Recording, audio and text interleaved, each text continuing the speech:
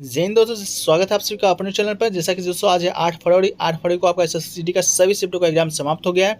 तो आज की इस वीडियो में हम लोग देखेंगे सभी शिफ्टों में पूछे गए 80 जीके जिसके प्रश्न से अधिकतम रियल प्रश्न जो कि मिल गए, तो सभी प्रश्नों को देखेंगे विद एक्स्ट्रा फैक्ट्स के साथ। ठीक है, चलिए वीडियो को शुरू करते हैं बिना किसी देरी के।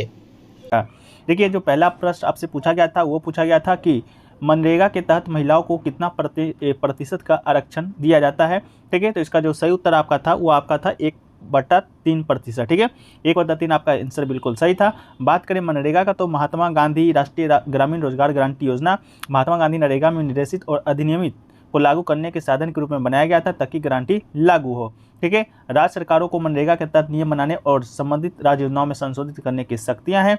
और अधिनियम में महिलाओं के लिए 33%, ठीक है, यानी कि 1/3 भागीदारी भी अनिवार्य है। इसके अलावा राष्ट्रीय ग्रामीण रोजगार गारंटी अधिनियम ग्रामीण क्षेत्रों में घरों के लिए 100 दिनों का रोजगार गारंटी प्रदान करता है। ठीक है, इसके अलावा बात करें राष्ट्रीय ग्रामीण रोजगार गारंटी कार्यक्रम का, तो 2 अक्टूबर 2009 को इसका नाम जो बदल के महात्मा गांधी राष्ट्रीय ग्रामीण रोजगार गारंटी कार्यक्रम कर दिया गया था। पहले आपका राष्ट्रीय ग्रामीण रोजगार गारंटी था, बाद में महात्मा गांधी जी का नाम है, 2009 में इसे जोड़ दिया गया था।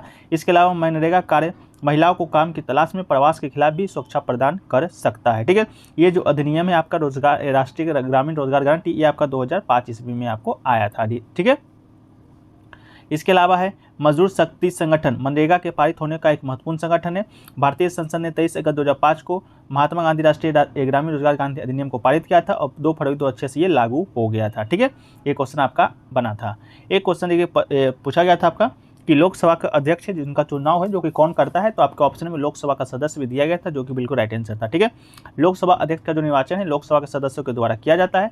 निर्वाचन की तिथि राष्ट्रपति के द्वारा निश्चित की जाती है। राष्ट्रपति के द्वारा निश्चित की गई तिथि की सूचना लोकसभा का महासचिव सदस्यों को देता है। ठीक है, इसके अलावा बात करें लोकसभा में अध्यक्ष उपाध्यक्ष को संसद में उपस्थित और मतदान करने वाले सदस्यों के साधारण बहुमत से अपने सदस्यों को चुना जाता है। सदन के अध्यक्ष के रूप में निर्वाचित होने के लिए कोई भी विशिष्ट योग्यता निर्धारित नहीं है। जब भी अध्यक्ष का पद रिक्त होता है, लोकसभा रिक्त को भरने के लिए किसी अन्य सदस्य का चुनाव करती है। ठीक है, तो इसके अलावा अध्यक्ष का जो चुनाव है का तिथि राष्ट्रपति के द्वारा निर्धारित किया जाता है। ठीक है, तो वर्तमान में जो लोकसभा के अध्यक्ष कौन है, तो आपकी ओम बिरला लोकसभा के 17वें अध्यक्ष। ठीक है, 17वीं लोकसभा के अध्यक्ष ओम प्रकाश बिरला। ठीक है, ये क्वेश्चन आपसे पूछा गया था।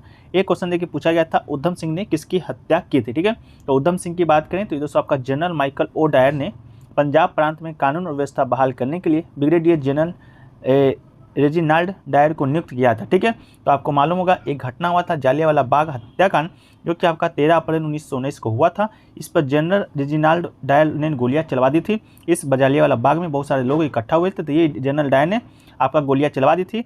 उसी में दोस्तों आपका उधम सिंह है जो कि 13 मार्च 1940 को उधम सिंह ने लंदन के कैक्सटन हॉल में जनरल माइकल ओ डायर को गोली मारकर हत्या कर दी थी, जिसने जालियांवाला बाग हत्याकांड का आदेश दिया था। ठीक है, तो उधम सिंह किसकी हत्या किया था? माइकल ओ डायर का। ठीक है, कब किया था? 13 मार्च 1940 को। 13 अप्रैल 1919 को आपका जालियांवाला बाग हत्याकांड हुआ था। कहा जाता है कि इसी बाग में आपका जो उधम सिंह भी शामिल थे। ठीक है, लेकिन वो बच के निकल गए थे। इसी से आपका क्रोध होकर आपका जब बड़ा हुए तो आपका लंदन जाकर 13 मार्च 1940 को जनरल ओ डायर की हत्या कर दिए थे गोली मारकर, फिर उन्हें वहीं पर फांसी दे दिया गया था। एक क्वेश्चन देखिए पूछा गया था कि मणिपुर के बीजेपी के आपके पहले सीएम कौन है। ठीक है, बीजेपी यानी कि भारतीय जनता पार्टी के पहले मुख्यमंत्री मणिपुर में कौन है, तो पूर्वोत्तर राज्य में मणिपुर। ठीक है, पूर्वोत्तर राज्य मणिपुर में आज पहली बार बीजेपी की सरकार बन गई है। एन बीरेन सिंह राज्य के पहले बीजेपी के रूप में शपथ ली थी। ठीक है, तो एन बीरेन सिंह इसका राइट आंसर हो जाएगा। वर्तमान में भी दोस्तों आपका एन बीरेन सिंह ही मुख्यमंत्री हैं जो कि बीजेपी के पहले मुख्यमंत्री हैं। 60 में से 21 सीट जीतने वाली बीजेपी मणिपुर में एनपीएफ और अन्य दलों के सहयोग से सरकार बना चुकी है। मुख्यमंत्री आपके एन बीरेन सिंह हैं जो कि वर्तमान में भी यही हैं।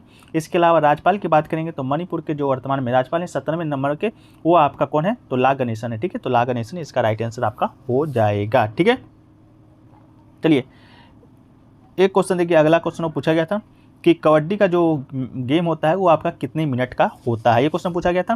तो दोस्तों आपको बता दें जो कबड्डी का मैच होता है आमतौर पर 40 मिनट, यानी कि प्रत्येक 20-20 मिनट का 2 भाग चलता है। मैच की शुरुआत है जो कि 2 टीमों के बीच सिक्के के टॉस से होती है और विजेता ये तय कर सकता है कि पहले रेड करना है या डिफेंड करना है। प्रत्येक टीम को प्रत्येक हाफ में 2 टाइम आउट की अनुमति होती है, तो इसका राइट आंसर आपका 40 हो जाएगा। ठीक है, इसके अलावा बात करें कबड्डी के खेल के मैदान का, तो 12.5 मीटर लंबा होता है, 10 मीटर चौड़ा होता है, 2 हिस्सों में बटा होता है। खेल 20 मिनट के 2 हिस्सों में खेला जाता है। बात करें कबड्डी का तो ये कहाँ का राष्ट्रीय खेल है, तो ये आपका बांग्लादेश, जो हमारा भारत का पड़ोसी देश है वहाँ का बांग्लादेश है। भारत का जिस प्रकार जो भारत का राष्ट्रीय खेल आपका हॉकी है, उस प्रकार बांग्लादेश का राष्ट्रीय खेल आपका कबड्डी है। ठीक है, एक क्वेश्चन ये पूछा गया था, माघी जो महोत्सव है वो किस त्यौहार के दूसरा उसका क्या नाम है माघी महोत्सव का। तो माघी महोत्सव की बात करेंगे दोस्तों, तो आपका माघी पंजाब, हरियाणा, जम्मू संभाग और हिमाचल प्रदेश में मनाया जाने वाला मकर संक्रांति के हिंदू त्यौहार का क्षेत्रीय ही नाम है। ठीक है, तो आपका ऑप्शन में मकर संक्रांति दिया गया था, तो आपका वही राइट आंसर हो जाएगा। मकर संक्रांति का ही क्षेत्रीय नाम आपका माघी महोत्सव है। ठीक है, हिमाचल में त्यौहार को माघी साजी, इसके अलावा या माघ रासाजा के नाम से जाना जाता है। बिहार और नेपाल में इस माघी पर्व को माघी संक्रांति भी कहा जाता है, जबकि इसे जम्मू कश्मीर में माघी संग्रंध या उत्तरायण कहा जाता है और हरियाणा में सकरत के नाम से जाना जाता है। माघ महीने के पहले दिन मनाया जाने वाला हिंदू कैलेंडर का पहला त्यौहार है। ये लोहड़ी के मध्य शीतकालीन त्यौहार की ऊंची एरी के जुत्ते पर चलता है, जिसे उत्तर भारतीय खेतों में गज में अलाव द्वारा चिन्हित किया जाता है। ठीक है, तो आपका जो सकरात होता है उसी का नाम आपका माघी महोत्सव है। ठीक है, एक क्वेश्चन देखिए पूछा गया था, पंजाब में महिलाओं का कौन सा नृत्य करती है महिलाओं लोग, तो इसका राइट आंसर आपका गिद्धा हो जाएगा। गिद्धा जो लोक नृत्य पंजाब में किया जाता है। इसके अलावा भांगड़ा ये ऑप्शन में भी आपका दिया गया था, तो आपका गिद्धा इसका राइट आंसर हो जाएगा। गिद्धा भारत और पाकिस्तान के पंजाब का नृत्य शैली है। ये महिला प्रधान नृत्य है। गायन सहित इस नृत्य को अक्षर प्राचीन नृत्य माना जाता है, जिसे रिंग नृत्य के रूप में जाना जाता है। ये भांगड़ा के समान ही ऊर्जावान होता है, तो भांगड़ा नृत्य आपका पंजाब में ही मनाया जाता है। इसके अलावा गिद्धा इसका राइट आंसर था। एक क्वेश्चन देखिए पूछा गया था, क्रिकेट के फील्ड में हॉकी कितने क्रिकेट का जो मैच होता है फील्ड में आपका अंपायर कितने होते हैं, तो क्रिकेट मैदान पर खेल के दौरान तो वैसे 2 अंपायर मौजूद होते हैं, तो 2 आपका इसका राइट आंसर था।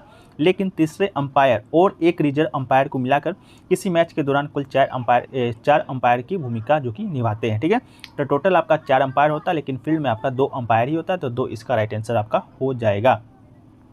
एक क्वेश्चन देखिए पूछा गया था, बैरन जो द्वीप है वह कहाँ पर स्थित है, तो भारत का जो एकमात्र सक्रिय ज्वालामुखी है कौन सा, बैरन द्वीप।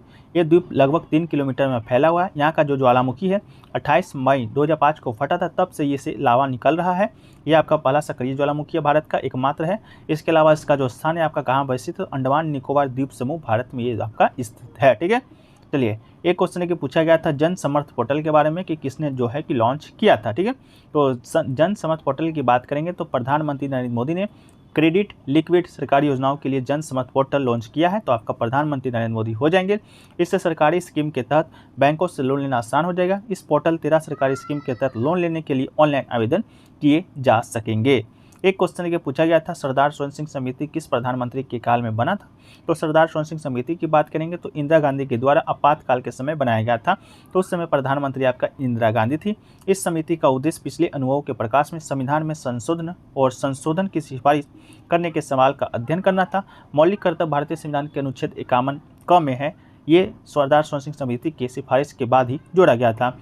ये मानने के लिए कि नागरिक को बाध्य नहीं किया जा सकता है, आपका जो मौलिक कर्तव्य है वो नागरिक को मानने का बाध्य नहीं किया जा सकता है। ये 42वें संविधान संशोधन के बाद जोड़ा गया था आपके भारतीय संविधान में।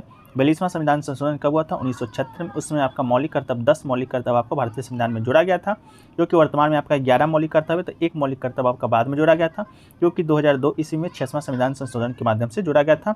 अनुच्छेद 51 क और भाग 4 क में आपका मौलिक जो कर्तव्य है वह आपका वर्णित है। ठीक है, इसको लिया कहाँ से गया है, तो रूस के संविधान से हमारे भारतीय संविधान में शामिल किया गया है।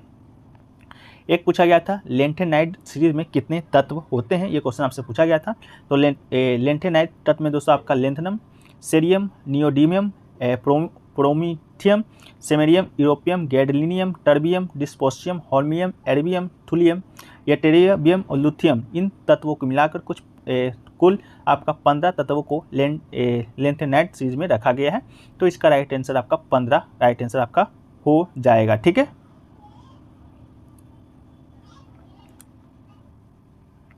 एक क्वेश्चन दोस्तों आपको पिरामिड से देखा गया था। 4 प्रकार का आपका पिरामिड का नाम दिया गया था, उसमें से आपको बताना था कि कौन सा जो पिरामिड है आपका ऑड है, मतलब कि इवन ऑड है, आपका अलग है, वो आपको बताना था। ठीक है, तो ये सभी क्वेश्चन दोस्तों आज के आपके 4th शिफ्ट में पूछे गए थे। तो अगला जो क्वेश्चन पूछा गया दोस्तों, वो आपसे पूछा गया था कि केरल का जो विशु जो त्यौहार है वो दोस्तों आपका किस धर्म के लोग मनाते हैं। ठीक है, तो विशु त्यौहार आप लोग को मालूम होगा, ये बहुत सारे शिफ्टों में प्रश्न बन चुका था कि विशु दोस्तों किस राज्य का लोक पर्व है या त्यौहार है, तो आपका केरल का था। लेकिन इस बार पूछा गया था कि जो विशु पर्व है या विशु त्यौहार है वो केरल में किस धर्म के लोग हैं जो कि इसको सेलिब्रेट करते हैं। ठीक है, तो विशु त्यौहार के बारे में बता दें तो केरल का प्राचीनतम पर्वों में से एक है।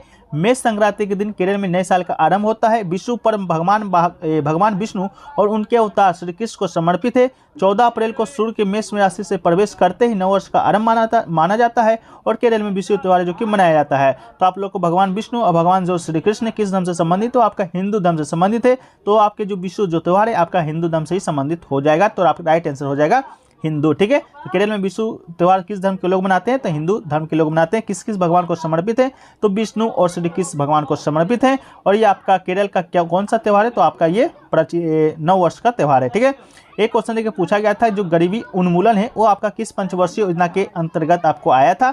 तो गरीबी उन्मूलन का जो नारा है दोस्तों आपको 5वीं पंचवर्षीय योजना में दिया गया था। 5वीं पंचवर्षीय योजना दोस्तों आपका 1974 से 1978 तक आपका चला था गरीबी योजना। ठीक है, ये तो आपका ये देखने को मिला था। इसके अलावा दोस्तों गरीबी हटाओ देश बचाओ का नारा आपका 1971 के आम चुनाव में दिया गया था। ठीक है, इस नारे का जो उपयोग है आपका चौथी पंचवर्षीय योजना में किया गया था और हमारे देश में पंचवीं योजना के समय निर्धनता उन्मूलन को योजना के प्रमुख उद्देश्य में स्वीकार किया गया था। तो गरीबी हटाओ आपका 5वीं और आपका जो नारा है वो आपका चौथी में ही शुरू कर दिया गया था। ठीक है, एक क्वेश्चन देखिए पूछा गया था रोलिंग प्लान है जो कि किस पंचवर्षीय योजना से संबंधित है। तो 2 क्वेश्चन आपको आज रोलिंग प्लान से देखने को मिले हैं, तो आपका ये पूछा गया था। तो रोलिंग प्लान की बात करें तो 5वीं पंचवर्षीय के बाद ये लागू किया गया था। ये 2 वर्षीय योजना था जिसे 1978 से 1980 तक लागू किया गया था और जो जनता पार्टी की सरकार के द्वारा इस योजना को है जो कि आपको लाया गया था। ठीक है, एक क्वेश्चन देखिए पूछा गया था हरित क्रांति है जो कि किस वर्ष आया था। तो दोस्तों आपको बता दें जो भारत में हरित क्रांति की शुरुआत हुआ था आपका 1960 के दशक में हुआ था और भारतीय हरित क्रांति के जो जनक है आपके डॉक्टर एम.एस. स्वामीनाथन को माने जाते हैं। इस क्रांति के नाम इसलिए दोस्तों इस क्रांति को इसलिए नाम दिया गया था क्रांति का क्योंकि 1960 के पहले आपका भारत अपनी खाद्य पदार्थ की जरूरत को पूरा करने के लिए दूसरों देशों के ऊपर निर्भर हुआ करता था।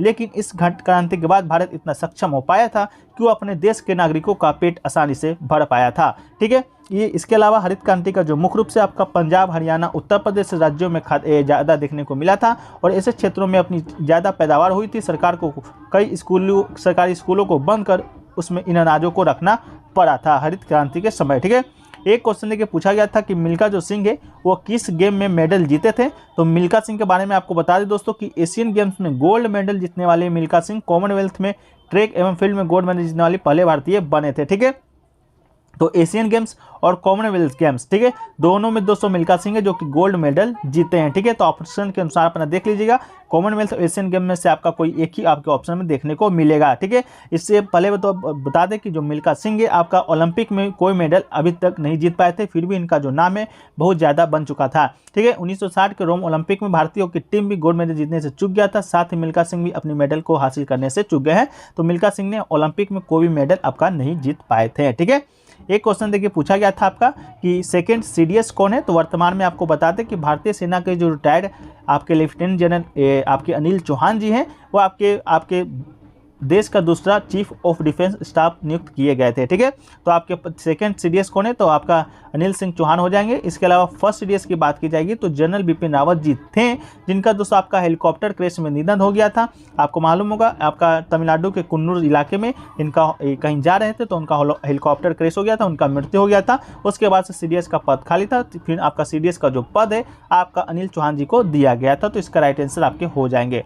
एक क्वेश्चन देखिए पूछा गया तो आपका मोहिनीअट्टम से संबंधित कोई प्रश्न पूछा गया था कि मोहिनीअट्टम में आपके कितने स्टेप्स होते हैं, इस प्रकार का कोई प्रश्न है जो कि आपको देखने को मिला था। तो मोहिनीअट्टम की बात करेंगे दोस्तों तो भारत के केरल राज्य के 2 शास्त्रीय नृत्यों में से एक है, पहला मोहिनीअट्टम, दूसरा आपका कथकली। ठीक है, मोहिनीअट्टम नृत्य शब्द मोनी के नाम से बना हुआ था। मोनी रूप हिंदुओं के देव भगवान विष्णु के धारण किया था, इसलिए ताकि बुरी ताकतों को ऊपर अच्छी ताकतों का जीत हो सके। ठीक है, इसको दोस्तों हाथों के इशारे संख्या को 24 मुख्य रूप से हस्त लक्षण दीपिका से लाया गया है। तो इसका राइट आंसर शायद आपका 24 हो जाएगा जो कि ऑप्शन के ऑप्शन में भी दोस्तों आपको दिया गया था। ठीक है, तो इसका क्वेश्चन का लैंग्वेज क्या आया था आप लोग कमेंट सेक्शन में जरूर बता दीजिएगा। एक क्वेश्चन देखिए पूछा गया था विद्युत धारा को किसमें मापा जाता है, तो इसका राइट आंसर दोस्तों आपका मीटर हो जाएगा। विद्युत धारा को मीटर के द्वारा मापा जाता है। मीटर एक ऐसा उपकरण है जिसका उपयोग परिपथ को धारा को मापने के लिए किया जाता है। यह दिश धारा या प्रत्यावर्ती धारा को एम्पियर जिसका सिंबल एम होता है उसमें मापा जाता है। इसमें बहुत कम प्रतिरोध और प्रेरक प्रतिक्रियाओं के साथ कुंडलियों का एक समूह होता है। यह बहुत ही कम प्रतिबाधा के लिए अनुमति देता है। यह बल जो विद्युत धारा का विरोध करता है। ठीक है, इसके अलावा बैरोमीटर की बात करेंगे तो बैरोमीटर दोस्तों आपका वायुमंडलीय दाब को मापने के लिए उपयोग किया जाता है। हाइग्रोमीटर दोस्तों आपका आर्द्रता मापने के लिए उपयोग किया जाता है। ये दोनों प्रश्न आपके बन चुके हैं। इसके अलावा दोस्तों भीमोमापी की बात करेंगे। भीमोमापी का तो एक परिपथ ईएमएफ बहुत सटीक रूप से मापन किया जाता है भीमोमापी के द्वारा। वोल्ट मीटर या कुलोमीटर की बात करेंगे तो विद्युत अपघटन की क्रियाओं को माध्यम से विद्युत की मात्रा को मापने की जो आपका उपकरण है आपके वोल्ट मीटर हैं ये। इसके अलावा दोस्तों आपका वोल्ट मीटर एक परिपथ का टर्मिनल विभवांतर भी नापा जाता है। ठीक है, तो ये दोस्तों आपका पूछा गया था।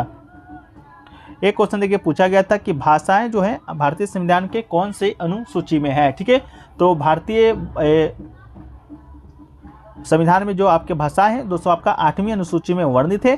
भारतीय संविधान की 8वीं अनुसूची भारत की भाषाओं से संबंधित है। इस अनुसूची में आपका 22 भारतीय भाषाओं को शामिल किया गया है। वर्तमान में आपका 22 भाषा है, लेकिन जब संविधान आपका बना था मूल रूप से तो आपका 14 भाषाओं को संवैधानिक मान्यता दिया गया था। ठीक है, जिसके बाद में आपका इसमें सिंधी भाषा को 21वां संविधान संशोधन को 1967 में होता है। कोंकणी, मणिपुरी और नेपाली को 71वां संविधान संशोधन 1992 के माध्यम से जोड़ा गया था। तो आपको बता दें वर्तमान में आपका 8वीं अनुसूची में 22 भाषा है, मूल में आपका 14 था। कौन कौन से भाषा है तो दोस्तों आपका असमिया, बंगाली, बोडो, डोगरी, गुजराती, हिंदी, कन्नड़, कश्मीरी, कोंकणी, मैथिली, मलयालम, मणिपुरी, मराठी, नेपाली, उड़िया, पंजाबी, संस्कृत, संथाली, सिंधी, तमिल, तेलुगु और उर्दू, ये आपके 22 भाषाएं भारतीय संविधान में वर्तमान समय में वर्णित है। ठीक है, प्रश्न पूछा गया था दोस्तों आपका कि गहन जो कृषि है वो आपका किससे संबंधित है। ठीक है, तो गहन कृषि से संबंधित दोस्तों आपसे प्रश्न पूछा गया था। तो इसका आपको बता दें गहन कृषि या सघन कृषि जीविका कृषि का एक प्रकार है जिसे भूमि पर अत्यधिक जनसंख्या वाले क्षेत्रों में किया जाता है। ठीक है, तो भूमि पर अत्यधिक जनसंख्या वाले क्षेत्रों में किया जाता है, ये आपके ऑप्शन में दिया गया था। यह श्रम साध्य कृषि है जहाँ पर उत्पादन को बढ़ाने के लिए अधिक मात्रा में जैव रासायनिक निवेशों और सिंचाई का प्रयोग है जो कि किया जाता है। ठीक है, इसके अलावा गहन कृषि की बात करें तो विभिन्न प्रकार की कृषियों में से एक है जो कृषि भूमि क्षेत्र के प्रति यूनिट से निविष्ट और उत्पादन के उच्च स्तर को दर्शाती है। इसके अलावा कम बंजर अनुपात पूंजी और श्रम जैसे निविष्ट का अधिक उपयोग और प्रति इकाई भूमि क्षेत्र में उच्च फसल की पैदावार इसके लक्षण है। ठीक है, तो आपका वो राइट आंसर हो जाएगा। ठीक है, एक क्वेश्चन देखिए पूछा गया दोस्तों आपका कि छठ पूजा है जो कि कौन से महीने में मनाया जाता है। ठीक है, तो दोस्तों आपको बता दें छठ पूजा को आपका दोस्तों कार्तिक शुक्ल पक्ष की षष्ठी को मनाया जाता है। इसका ऑप्शन दोस्तों आपका जनवरी फरवरी करके दिया गया था जो कि दोस्तों आपका नवंबर बिल्कुल राइट आंसर हो जाएगा। ठीक है, हिंदी कैलेंडर के अनुसार ये कार्तिक माह में मनाया जाता है। सूर्य उपासना का यह अनुपम लोक पर्व है। मुख्य रूप से आपका बिहार, झारखंड, पश्चिम बंगाल, पूर्वी उत्तर प्रदेश, नेपाल के तराई क्षेत्रों में मनाया जाता है और कार्तिक मास के शुक्ल पक्ष के षष्ठी दिवस को मनाया जाता है और दिवाली के बाद ये सबसे बड़ा त्यौहार माना जाता है। तो आपका इसका राइट आंसर दोस्तों आपका हो जाएगा। एक क्वेश्चन देखिए पूछा गया था अप्रैल 2022 तक केरल के मुख्यमंत्री कौन थे। ठीक है, अप्रैल 2022 तक के केरल के मुख्यमंत्री दोस्तों आपको बता दें पिनरई विजयन आपके राइट आंसर हो जाएंगे। इसके अलावा केरल के वर्तमान राज्यपाल की बात करेंगे तो आज आपका केरल के वर्तमान राज्यपाल दोस्तों आपको हो जाएंगे आरिफ मोहम्मद खान। ठीक है, मुख्यमंत्री तो आपका कौन हो जाएंगे पिनरई विजयन और राज्यपाल आपके हो जाएंगे आरिफ मोहम्मद खान। ठीक है, एक क्वेश्चन देखिए पूछा गया दोस्तों आपका कथकली है कौन से राज्य का शास्त्रीय नृत्य है। तो ये बहुत ही एकदम सरल क्वेश्चन आपको देखने को मिला था। कथकली भी दोस्तों आपका केरल का ही शास्त्रीय नृत्य है। तो ये सभी जो क्वेश्चन है अगर हमारा जो आप एनालिसिस वीडियो है वो आप देखते आ रहे होंगे तो ये सभी क्वेश्चन आप छोड़ने का सवाल ही नहीं पैदा होता है। ठीक है, कथकली दोस्तों केरल का हो जाएगा। और वर्तमान में दोस्तों आपका भारत में 8 प्रकार के शास्त्रीय नृत्य हैं। शास्त्रीय नृत्य का दर्जा उन नृत्यों को दिया जाता है जो कि आपका ठीक है। तो केरल में अभी वर्तमान में 8 शास्त्रीय नृत्य। पहला तो आपका कथक है जो कि केरल का है। भरतनाट्यम दोस्तों आपका तमिलनाडु का है। कथक और कथकली अलग अलग है। कथकली केरल का है लेकिन कथक पूछेगा दोस्तों तो आपको उत्तर प्रदेश हो जाएगा। इसके अलावा दोस्तों बात करें कुचिपुड़ी का तो कुचिपुड़ी दोस्तों आपका आंध्र प्रदेश का शास्त्रीय नृत्य है। इसके अलावा दोस्तों ओडिसी की बात करें तो ओडिसी का दोस्तों आपका उड़ीसा राज्य उसका शास्त्रीय नृत्य है। कथकली भी दोस्तों आपका केरल का जो कि अभी पूछा गया था। सतरिया दोस्तों आपके असम का है। मणिपुरी दोस्तों लोक नृत्य आपके ये शास्त्रीय नृत्य आपका मणिपुर का है और मोहिनीअट्टम दोस्तों आपका केरल का शास्त्रीय नृत्य है। ठीक है, तो आपका ये राइट आंसर हो जाएगा। एक क्वेश्चन देखिए पूछा गया था कि भारतीय संविधान का जो 7वीं जो अनुसूची है वो आपका किससे संबंधित है, ये क्वेश्चन पूछा गया था। तो आपको बता दें दोस्तों, जो भारतीय संविधान का जो 7वीं अनुसूची है राज्य और संघ के मध्य अधिकारों का उल्लेखित करता है। ठीक है, तो राज्य और संघ मतलब राज्य आप जिस राज्य में रहते होंगे वो राज्य हो जाएगा, और आपका जो केंद्र है और संघ है उसमें तो शक्तियों का जो विभाजन है आपके 7वीं अनुसूची में ही किया गया है। इसमें आपका 3 प्रकार की अनुसूचियां शामिल है। पहला तो संघ सूची है, दूसरा आपका राज्य सूची है, तीसरा समवर्ती सूची है। संघ सूची में दोस्तों आपका वो विषय को शामिल किया गया है जिस पर कानून जो बनाने का अधिकार होता है आपका संघ का होता है, यानी केंद्र का होता है। राज्य सूची की बात करेंगे तो राज्य सूची में उन विषयों को शामिल किया गया है जिस पर आपका कानून बनाने का अधिकार आपका राज्य सरकार का होता है। मान लीजिए आप उत्तर प्रदेश में रह रहे होंगे तो उत्तर प्रदेश के सरकार के पास जिस विषय में कानून बनाने का अधिकार होगा आपका राज्य सूची के अंतर्गत होगा, जैसे शिक्षा। ठीक है, इसके अलावा समवर्ती सूची की बात करें तो समवर्ती सूची दोस्तों आपका वो उस विषय को शामिल किया गया है जिस पर कानून आपका राज्य भी बना सकता है और केंद्र भी बना सकता है। ठीक है, तो संघ, राज्य सूची और समवर्ती सूची का जो आपका बंटवारा है आपका भारतीय संविधान के 7वीं अनुसूची में ही सम्मिलित है। ठीक है, एक क्वेश्चन देखिए पूछा गया था दोस्तों आपका कादंबरी के लेखक कौन है, तो कादंबरी के लेखक दोस्तों आपका वाणभट्ट के द्वारा ये लिखा गया था, तो इसका राइट आंसर आपका वाणभट्ट हो जाएगा। ये संस्कृत में लिखा गया एक रोमांटिक उपन्यास है। उपन्यास वाणभट्ट के पुत्र भूषणभुट्ट के द्वारा पूरा किया गया था। उपन्यास 2 भाग में विभाजित है। पहला तो आपका पूर्व भाग है जिसका आपका वाणभट्ट के द्वारा लिखा गया था, एक आपका उत्तर भाग है जो कि भूषणभट्ट जो कि वाणभट्ट के बेटे थे उसके द्वारा लिखा गया था। यह नायक चंद्रपीड़ा और नायिका कादंबरी के बीच की एक प्रेम कहानी है। ठीक है, इसके अलावा बात करें दोस्तों आपका क्षमेंद्र के द्वारा कौन कौन सा पुस्तक लिखा गया है, तो क्षमेंद्र के द्वारा रामायण मंजरी लिखा गया है, भारत मंजरी लिखा गया है, बृहत कथा मंजरी ये आपका क्षमेंद्र के द्वारा लिखा गया है। इसके अलावा दोस्तों राजसंगनी की बात करें तो राजसंगनी दोस्तों आपका कलहन के द्वारा लिखा गया एक पुस्तक है। इसके अलावा दोस्तों भयभूति के द्वारा कौन कौन सा पुस्तक लिखा गया है, तो महावीर चरित्र, मालती बांधव और उत्तरामरचित चरित्र ये आपके भयभूति के द्वारा लिखा गया पुस्तक का नाम है। इसके अलावा एक क्वेश्चन और देखने को मिला था, अर्थशास्त्र पुस्तक के लेखक कौन है, तो अर्थशास्त्र दोस्तों बता दें अर्थशास्त्र राज्य कौशल, आर्थिक नीति और सैन्य नीति पर एक प्राचीन भारतीय संस्कृत ग्रंथ है, और इस पुस्तक की रचना कौटिल्य जिसे कि विष्णुगुप्त या चाणक्य के रूप में भी जाना जाता है वो अर्थशास्त्र के लेखक के रूप में जाने जाते हैं। तो आपका राइट आंसर चाणक्य, कौटिल्य या विष्णुगुप्त जो भी दिया होगा अपने अनुसार मान लीजिएगा राइट आंसर।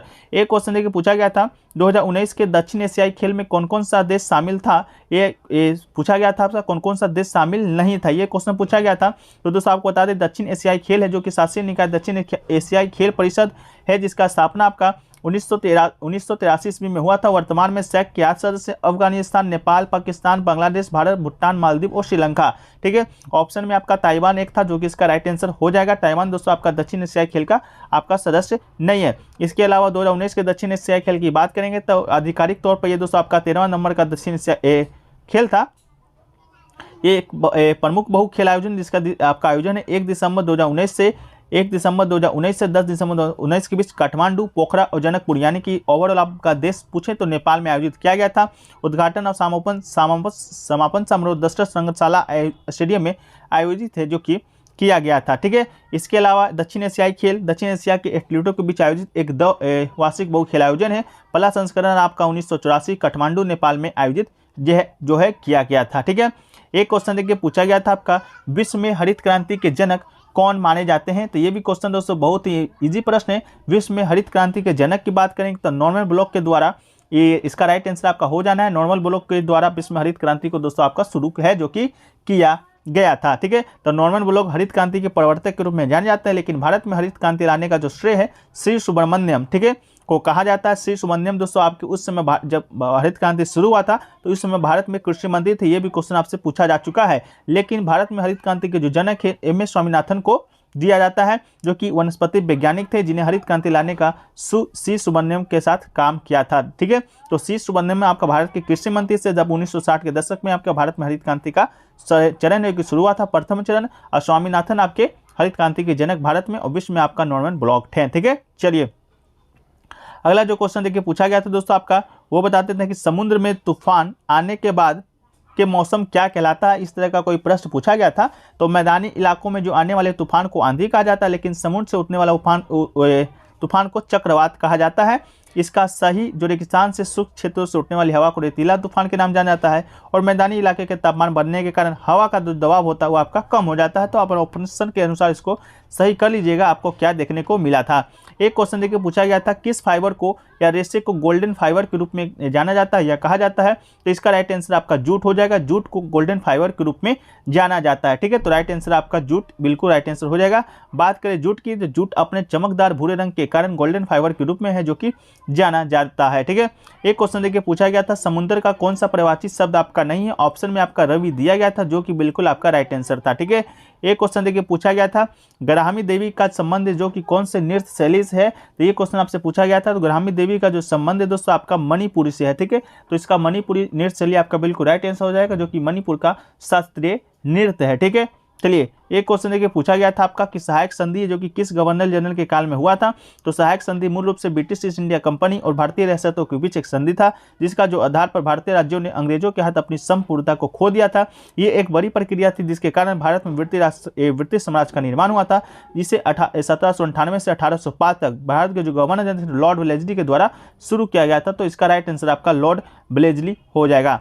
एक क्वेश्चन देखिए दोस्तों आपका बजट से आया था कि बजट को क्या कहा जाता है, या दिया गया था आपका कि केंद्र का जो वार्षिक वित्तीय विवरण होता है उसे क्या कहा जाता है? तो उसको बजट कहा जाता है। ठीक है, तो भारत में बजट की बात करेंगे तो मुख्य तौर पे आपका 3 श्रेणियों के अंतर्गत आता है। पहला तो आपका संतुलित बजट, दूसरा आपका अधिशेष और तीसरा आपका घाटा बजट शामिल है। बजट का जो वर्गीकरण है इस बात पर निर्भर करता है कि सरकार के द्वारा वर्ष भर में, ठीक है, देखिए ये आपका क्वेश्चन पूछा गया था, सरकार के द्वारा वर्ष भर में अनुमानित खर्च, ठीक है, अनुमानित खर्च आपका प्राप्तियों के बराबर है, उससे कम हो या उससे अधिक, इस प्रकार का जो होता है वो आपका बजट कहलाता है। आपका भी महीना का जो वार्षिक वित्तीय विवरण होगा कि महीने में आप कितना खर्च कर सकते हैं वो आपका आमतौर पर आम भाषा में कहें तो वही आपका बजट है। ठीक है, दोस्तों शायद आपसे ये पूछा गया था रोजगार सेतु की योजना के बारे में कि रोजगार जो सेतु योजना है वो किसके द्वारा शुरू किया गया है, इस प्रकार का कोई क्वेश्चन पूछा अगर गया होगा तो रोजगार जो सेतु है उसको आपको बता दे कि यह मध्य प्रदेश के मुख्यमंत्री शिवराज सिंह चौहान के द्वारा शुरू किया गया था। रोजगार आपको देखने को मिला था, वो पूछा गया था कलामंडलम कल्याणकुट्टी अम्मा किस नृत्य से संबंधित थी, ये क्वेश्चन आपको देखने को मिला था। तो आपको बता दें दोस्तों कलामंडलम कल्याणकुट्टी अम्मा की बात करें ये दोस्तों आपका भरतनाट्यम से मोहिनीअट्टम से संबंधित है, जिसका राइट आंसर आपका मोहिनीअट्टम हो जाएगा। ठीक है, अब बात करें मोहिनीअट्टम का तो मोहिनीअट्टम शास्त्रीय नृत्यों में से एक है जो कि केरल में विकसित हुआ है। तो इसका आपका मोहिनीअट्टम किस साथ संबंधित है? केरल से। ठीक है, मोहिनीअट्टम का जो शाब्दिक अर्थ होता है आपका जादूगर का नृत्य होता है। ठीक है, इसके अलावा बात करें मोहिनीअट्टम से और कौन कौन से प्रसिद्ध प्रतिपादक हैं तो पहला तो आपका कलामंडलम कल्याणकुट्टी अम्मा था जो कि आज की शिफ्ट में आपका देखने को मिला था।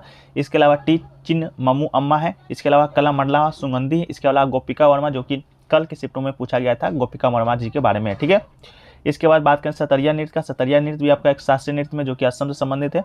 इसमें दोस्तों आपका इंदिरा पोपी बोरा संबंधित है, मणिराम दत्ता मुख्तियार हैं, इनके अलावा गुरु जतिन गोस्वामी, ये सभी आपका प्रमुख सतरिया प्रतिपादक हैं।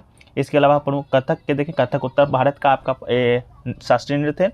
इसमें आपका शंभू महाराज जी हो जाएंगे, लच्छू महाराज हो जाएंगे, सितारा देवी जो कि आपके बारे में पूछा जाता है, पंडित बिरजू महाराज, ये सभी जो आपके प्रतिपादक हैं आपके कथक नृत्य के हैं। ठीक है, चलिए अगला क्वेश्चन देखिए पूछा गया था दोस्तों आपका कि भारत जोड़ो यात्रा है वो आपका 2022 में किसके नेतृत्व में शुरू किया गया था। ये क्वेश्चन बार बार रिपीट हो रहा है, अभी तक 4 से 5 बार आपका रिपीट हो चुका है।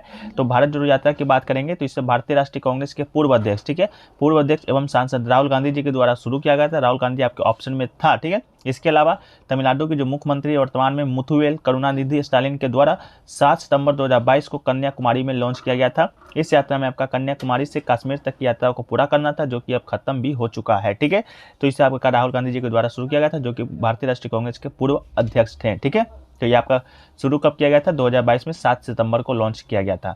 ठीक है, इसके अलावा कांग्रेस से एक आपका और क्वेश्चन देखने को मिला था कि वर्तमान में जो है कांग्रेस के अध्यक्ष कौन है। ठीक है, ये क्वेश्चन भी देखने को मिला था।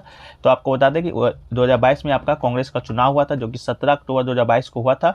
ठीक है, वोटों की गिनती आपका 19 अक्टूबर को 2022 को हुआ था। इसमें आपका क्या हुआ था कि मल्लिका अर्जुन जो खड़गे हैं सतीश थरूर को 1072 मतों की तुलना में आपका हरा दिए थे, 1072 मतों से। ठीक है, तो इसका राइट आंसर आपका मल्लिका अर्जुन खड़गे हो जाएगा। ये भी प्रश्न आपका 2 से 3 बार पूछा जा चुका है। ठीक है, कि किसने कांग्रेस के अध्यक्ष कौन है, तो मल्लिकार्जुन खड़गे हैं। ठीक है, इसके अलावा 10 अगस्त 2019 को पार्टी के नेता राहुल गांधी के इस्तीफे के रूप में चुनाव शुरू हुआ था। इससे पहले जो आपका कांग्रेस के अध्यक्ष आपका राहुल गांधी जी थे जो कि 10 अगस्त 2019 को इस्तीफा देते थे। उस समय आपका अंतरिम अध्यक्ष सोनिया गांधी जी थे। उस समय के बाद से आपका कांग्रेस का जो चुनाव हुआ था आपका 2022 में हुआ है जिसमें आपका मल्लिकार्जुन खड़गे जो कि आपका चुनाव जीते हैं। ठीक है, चलिए एक क्वेश्चन देखिए हरित क्रांति से आपका आज 2 क्वेश्चन देखने को मिला है। पहला क्वेश्चन तो आपका ये था कि श्वेत क्रांति जो कि आपका किससे संबंधित है, तो आपका दुग्ध, श्वेत क्रांति का संबंध दूध से है, तो आपका इसका राइट आंसर दूध हो जाएगा, जो कि आपका ऑप्शन में भी दिया गया था।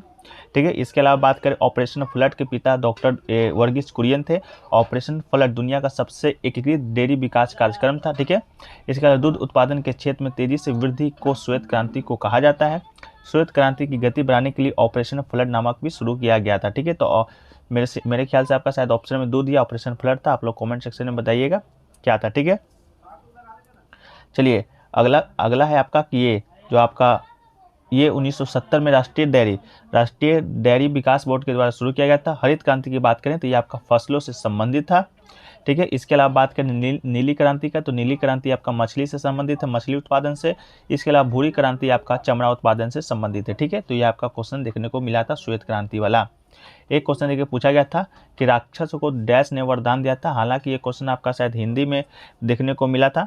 तो राक्षस को किसने वरदान दिया था, तो इसका राइट आंसर आपका भगवान शिव हो जाएंगे, जो कि ऑप्शन में भी था। ठीक है, चलिए अगला जो क्वेश्चन आपको देखने को मिला था दोस्तों कि फील्ड हॉकी में कितने खिलाड़ी होते हैं। तो फील्ड हॉकी की बात की जाएगी दोस्तों, तो आपको बता दें कि एक फील्ड हॉकी मैच में 11 खिलाड़ी वाली 2 टीम 1 घंटे तक खेलने के लिए विशेष रूप से डिजाइन की गई स्टिक का उपयोग करती है। ये प्रतियोगिता जीतने वाले के लिए गोल करती है। ठीक है, तो आपका 11 ऑप्शन में होगा, प्रत्येक टीम में 2 टीम आपका फील्ड हॉकी में खेलता है, प्रत्येक में आपका 11 खिलाड़ी होते हैं, तो आपका 11 खिलाड़ी हो जाएगा। 11 खिलाड़ी की बात करें तो क्रिकेट में भी आपका 11 खिलाड़ी ही आपका मैदान में उतरते हैं। ठीक है, इसके अलावा बात करेंगे दोस्तों आपका टेनिस में, तो टेनिस आपका खेल 2 टीमों के बीच गेंद खेली जाने वाला एक खेल है, जिसमें आपका कुल 2 खिलाड़ी होते हैं। एकल मुकाबला होगा तो 2 खिलाड़ी होंगे, युगल होगा तो 4 खिलाड़ी होंगे। टेनिस के बल्ले को टेनिस रैकेट और मैदान के टेनिस कोर्ट कहते हैं। ठीक है, एकल होगा तो एक साइड ये मतलब 1 खिलाड़ी होंगे, और युगल में आपका 2 खिलाड़ी होंगे।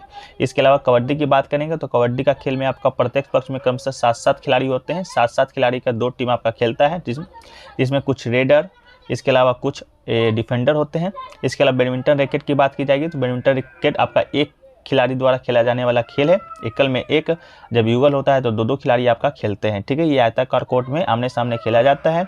इसके अलावा बात करें दोस्तों आपका बास्केटबॉल का, तो बास्केटबॉल में आपका बता दें 12 खिलाड़ी होते हैं। ठीक है, जो भी किसी समय कोर्ट में 5 बास्केटबॉल खिलाड़ी के साथ होते हैं, तो बास्केटबॉल आपका 12 खिलाड़ियों के साथ खेला जाने वाला खेल है। इसके अलावा अगला जो क्वेश्चन दोस्तों आपका प्रयाग प्रशस्ति की रचना है, जो कि किसके द्वारा किया गया था, ये भी क्वेश्चन आपका रिपीटेड ही है। तो प्रयाग प्रशस्ति की बात करेंगे दोस्तों तो सम्राट समुद्रगुप्त के जो दरबारी कवि थे हरिसेन के द्वारा इस प्रयाग प्रशस्ति की रचना किया गया था। इस लेख को समुद्रगुप्त के द्वारा 370 ईस्वी में कौशाम्बी से लाए गए अशोक स्तंभ पर खुदवाया गया था। ठीक है, अब बात कर लें दोस्तों प्रयाग का, तो प्रयाग आपको मालूम होगा इलाहाबाद का प्राचीन नाम है, क्योंकि यहाँ गंगा यमुना सरस्वती नदियों का मिलन या संगम आपका होता है। ठीक है, इसके अलावा प्रशस्ति का अर्थ क्या होता है, तो प्रशस्ति का अर्थ किसी की प्रशंसा करना होता है। इलाहाबाद स्तंभ को प्रयाग प्रशस्ति के रूप में भी जाना जाता है। ये एक अशोक स्तंभ है जिसमें 4 अलग अलग शिलालेख हैं। ठीक है, इसके बाद बात करें हरिसेन का, तो हरिसेन या हरिसेना 4वीं शताब्दी के संस्कृत कवि थे, स्तुति पाठक थे, सरकार के मंत्री थे। ये गुप्त सम्राट समुद्रगुप्त के दरबार में एक महत्वपूर्ण व्यक्ति थे, समुद्रगुप्त जिसे भारत का नेपोलियन भी कहा जाता है। इसके अलावा 345 ईस्वी में रचित उनकी सर्वाधिक जो प्रसिद्ध कृति थी प्रयाग प्रशस्ति ही है, तो जो कि आज की शिफ्ट में आपको देखने को मिला था, जिसमें समुद्रगुप्त की वीरता का वर्णन है। ठीक है, एक क्वेश्चन देखिए पूछा गया था भारत का अंतिम दक्षिण पॉइंट कौन सा है। ठीक है, ये शायद आपसे पूछा गया था, तो आपको ज्ञात है कि भारत का जो सबसे पूर्वी जो बिंदु है आपका किबुथी है। ठीक है, इसके अलावा सबसे पश्चिम बिंदु आपका कच्छ में सर क्रीक है। ठीक है, गोहर मोती के पास, और सबसे उत्तरी जो बिंदु है आपका इंदिरा कोल है, और सबसे जो दक्षिणी बिंदु आपका इंदिरा पॉइंट है, जो कि आपका राइट आंसर हो जाएगा इंदिरा पॉइंट। ठीक है, और मुख्य भूमि का सबसे दक्षिण बिंदु की बात करें तो ये आपका कन्याकुमारी के पास आपका केप कोमोरिन है, और इंदिरा कोल सियाचिन ग्लेशियर और उरडोग ग्लेशियर के बीच एक बिंदु है। ठीक है, तो आपका ये पूछा गया था दक्षिणी पॉइंट इंदिरा पॉइंट आपका राइट आंसर हो जाएगा। एक क्वेश्चन देखिए हाईकोर्ट से संबंधित भी कोई प्रश्न देखने को मिला था, हालांकि ये प्रश्न देखने को नहीं मिला है। ठीक है, साउथ पोल पूछा गया था, तो आपको बता दिए इंदिरा पॉइंट ही था। और बता दें दोस्तों एक पूछा गया था आपका राज्यों में संवैधानिक जो आपातकाल है कौन लगाता है। ठीक है, तो इसका राइट आंसर आपका शायद राष्ट्रपति होगा। राष्ट्रपति बहुत से लोग कह रहे थे कि आपके ऑप्शन में था ही नहीं, तो एक बार कंफर्म कर दीजिएगा आप लोग। तो इसका राइट आंसर तो राष्ट्रपति होना चाहिए। इसके अलावा बात करें आपातकाल का, तो 3 प्रकार के आपातकाल भारत में हैं। पहला तो राष्ट्रीय, इसके अलावा राष्ट्रपति शासन, इसके अलावा वित्तीय आपातकाल है, ठीक है। अब बात कर ले दोस्तों आपका राष्ट्रीय आपातकाल का, तो भारतीय संविधान का अनुच्छेद 352 में राष्ट्रीय आपातकाल का प्रावधान है। यह राष्ट्र की सुरक्षा सुनिश्चित करने के लिए युद्ध, भारी आक्रमण और हथियारों के विद्रोह के समय राष्ट्रपति के द्वारा लगाया जाता है। इस संविधान के द्वारा आपातकाल का घोषणा के रूप में दर्शाया गया है, ठीक है। इसके अलावा दूसरा दोस्तों आपका है राष्ट्रपति शासन है। यह अनुच्छेद 356 में वर्णित है राष्ट्रपति शासन, ठीक है। राज्य शासन की विफलता के मामले में केंद्र को विशेष राज्य की सभी कार्यकारी शक्तियों को अपने हाथ में लेने का अधिकार है। इसे ही राष्ट्रीय आपातकाल या संवैधानिक आपातकाल कहा जाता है। ये भी राष्ट्रपति के द्वारा लगाया जाता है, ठीक है। इसके अलावा अनुच्छेद 356 365 के अनुसार राष्ट्रपति शासन 2 आधारों पर लगाया जा सकता है, ठीक है। पहला तो आपका जब स्थिति राज्य सरकार के हाथों से बाहर हो जाती है तो राष्ट्रपति राज्य का सीधा प्रभार अपने अंडर में ले लेता है, ठीक है। एक आपका है आपका वित्तीय आपातकाल है। वित्तीय आपातकाल की बात करें तो भारत में आर्थिक संकट के समय या ऐसी स्थिति जो वित्तीय अस्थिरता का कारण बन सकती है, यह आपके भारत में अभी तक एक बार भी नहीं लगाया गया है, ठीक है। इसकी बात करें तो ये आपका भारतीय संविधान का अनुच्छेद 307 के तहत वित्तीय आपातकाल लगाने का प्रावधान है, ठीक है। अधिकार है राष्ट्रपति को, ठीक है। इसके बाद बता दें कि आपको कि सबसे ज़्यादा जो आपातकाल है किस राज्य में लगा है, तो आपको बता दें कि सबसे ज़्यादा आपका 29 अभी तक जो 29 राज्यों में 27 राज्यों में राष्ट्रपति शासन लग चुका है। और जो उत्तर प्रदेश इस सूची में सबसे ऊपर है, ठीक है, जहाँ पर राष्ट्रपति शासन आपका 10 बार लग चुका है। इसके अलावा 9 बार राष्ट्रपति शासन लागू होने के साथ बिहार भी इस सूची पर दूसरा स्थान पर है। केरल, मणिपुर, उड़ीसा, पंजाब और राष्ट्रपति शासन 8 बार लागू हो चुका है। तो ये सभी फैक्ट्स भी आपके लिए इंपॉर्टेंट हो जाता है, ठीक है। एक क्वेश्चन देखिए पूछा गया था, हरित क्रांति किसके वृद्धि के लिए चलाया गया था? तो हरित क्रांति कृषि उत्पादन में उल्लेखनीय वृद्धि के लिए चलाया गया था। तो कृषि उत्पादन में दोस्तों आपका वृद्धि के लिए हरित क्रांति चलाया गया था। इससे भारत में खाद्यान्नों के उत्पादन में भारी वृद्धि हुई थी। हरित क्रांति का सबसे बड़ा फायदा आपका गेहूं का उपज था और योजना के प्रारंभिक, ठीक है, योजना के प्रारंभिक चरण में इसका उत्पादन आपका बढ़कर 55 मिलियन टन हो गया था, ठीक है। इसके अलावा देखिए पूछा गया था आपका कि त्रिपुरा में जो खर्ची पूजा उत्सव होता है वो आपका कितने दिनों तक मनाया जाता है? तो आपको बता दिए जो पूजा है दुनिया का सबसे ज़्यादा मनाया जाने वाला त्योहारों में से एक है। त्रिपुरा राज्य में मनाया जाता है। ये सीधे आपका 7 दिनों तक मनाया जाता है। तो इसका राइट आंसर 7 दिन हो जाएगा।